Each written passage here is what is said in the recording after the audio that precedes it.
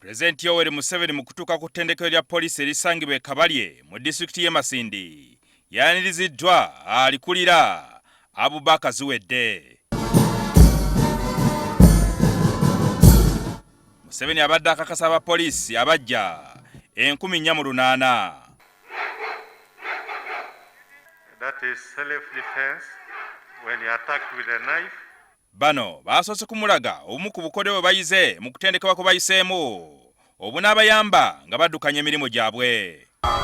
The commander advances the platoon so that they can disperse them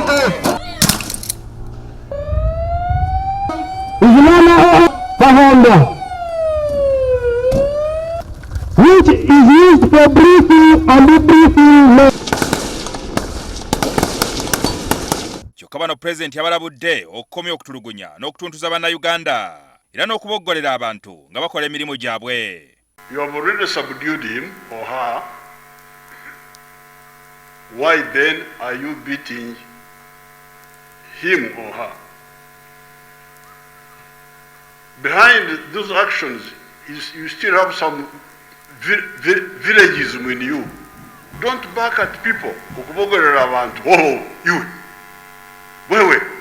Why? Treat people with respect. Wabula Museveni abapoliisi abawadde amagezi nti balina okuba n'obuvumu nga beerwanako era nga bakozesa amaanyi ageetaagisa nga balwanyisa abamenyi b'amateeka. Be firm in self-defense.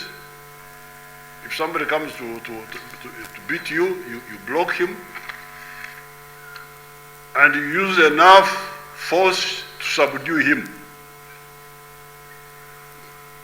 I don't know what the standing orders say, but my logic. Onera abalabudde obuteenyigira mu buli bwanguzi kubanga bwonoonye erinnya n'ekitiibwa kya poliisi. Some of the policemen have been taking bribes,